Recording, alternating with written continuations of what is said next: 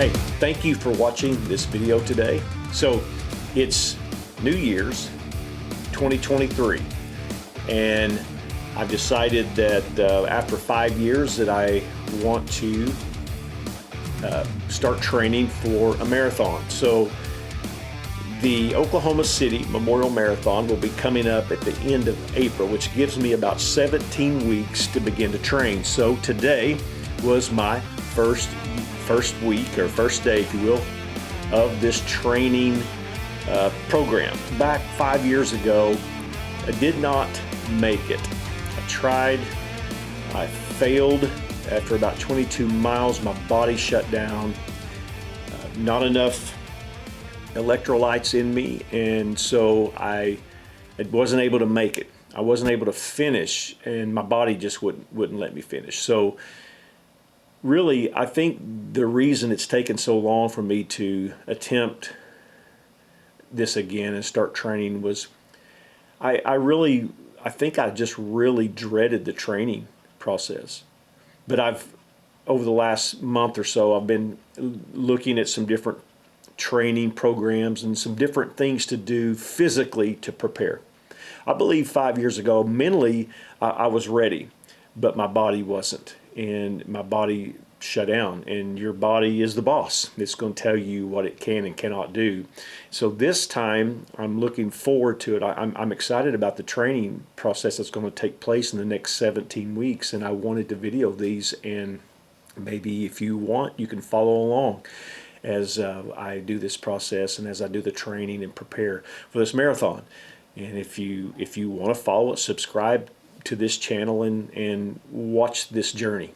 I'm looking forward to it. So today was the first day of training, and I really enjoyed today's run. Today I got up early, started my process. I have this little process that I do mornings when I get up. I get up and usually have a close to 2 hours, not quite 2 hours, about an hour and a half before the run. First thing I do when I get up, I'm going to go make coffee. I want to get that coffee in me. I want to get the caffeine in me, for one thing. First of all, I love to drink coffee. Second thing is that coffee has a good effect on giving you some energy, and also the diuretic that it has, the effects of the caffeine will help you use the bathroom before you go out on a run, which I like to try to do that and empty that out before I get out running. So I love to make my coffee. I get up and make the coffee. This morning I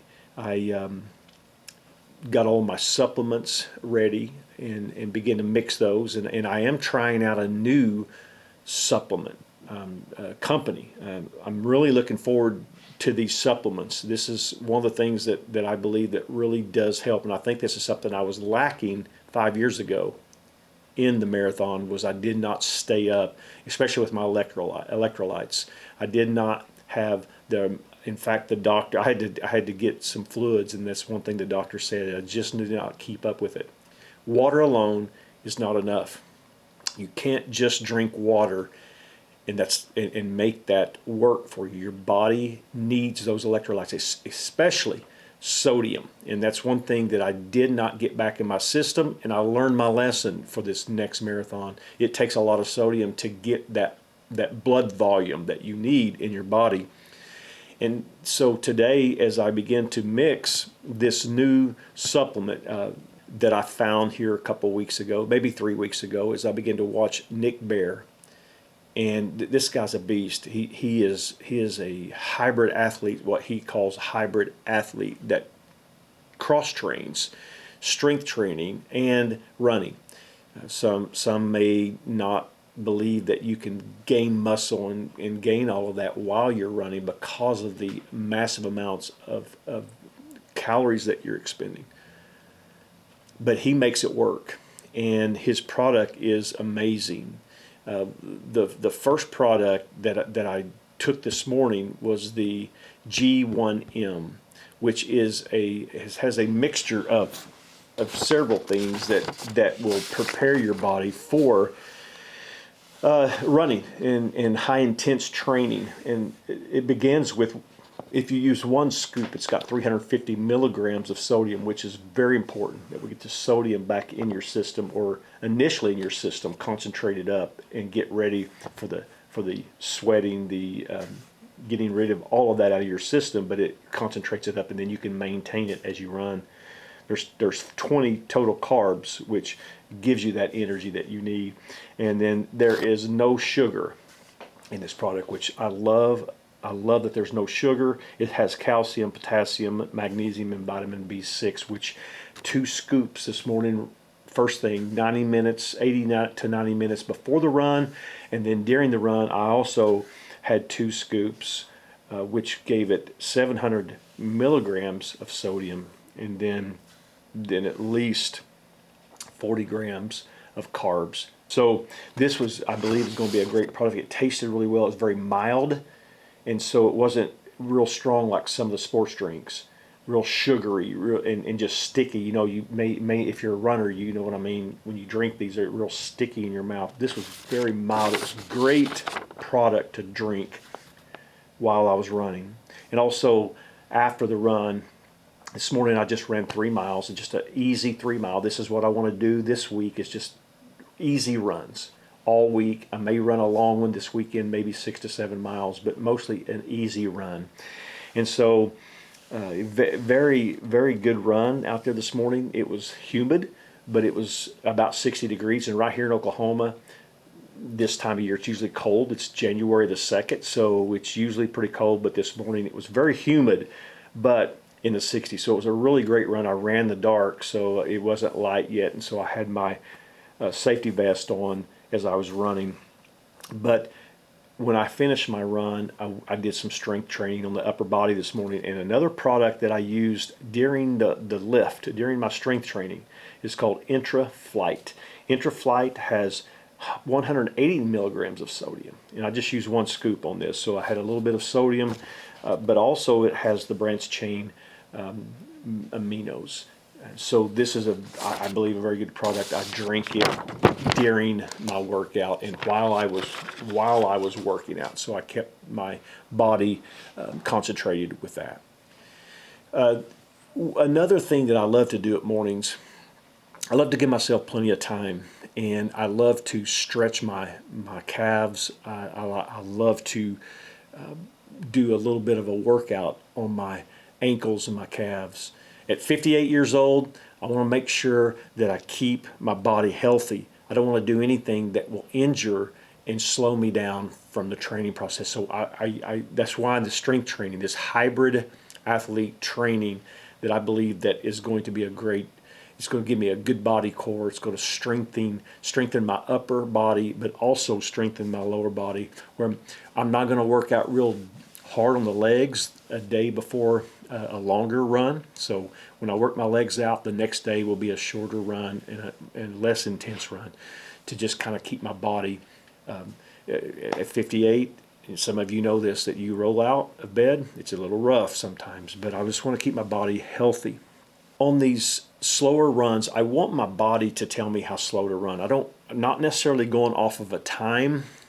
I want my body to tell me, and this is how I'm going to do this. I'm going to do it off of my heart rate. Now this morning I failed. My heart rate monitor on my chest did not work, so I don't have that metric this morning. But tomorrow I got it working, so now tomorrow I'm going to have a metric, because I'm wanting to keep my heart rate between 120 to 135. It's 180 minus your age. That's your heart rate per minute. So anywhere, since I'm 58, 180 minus 58 will give me that 120 something to 135, whatever that range is. I'm going to try to maintain, I'm going to try to not go over 135. That's my low intense runs. That's about 80% of the training that I'm going to do. 80% of my training will be low intense training running. This builds a foundation where my body stays healthy. I maintain this low intense, that when I do a threshold or a tempo run, and I'm going to push myself to a faster run, I'm going to be healthy enough. I'm going to be at the point where my body is able to do that, and not just push my body hard every day, but set that foundation. where I can go do those intervals and those sprints and those things I need. Because what I've read and what I've studied is this, that speed is not acquired by going out and doing sprints or 800 meters or 600 meters sprints or even tempo runs. Speed is developed by this 80% of low intense time on the road, but just low intense runs. It builds that foundation that whenever you do need to exert yourself in these long runs, your body's ready and you can do that, and it will make it ready on that race day where I'll be able to give everything that I have and be intense about and intentional about running my speed that I want to run the marathon. So another thing that I like to do at mornings is I love to take time to journal or look over my workout schedule, my work plan for the day. I love to go over and just look through it, look and see what I need to do, get it back in my mind, get my mental capacity where it needs to be for the day. And then I'll take a little bit of time. I love to read the Bible. I'll sit down and I'll read scripture, something meditative where I get the spiritual aspect of myself in line for the day. And it really does set the day. It does set the day where I feel good physically, I feel good emotionally, spiritually, and mentally.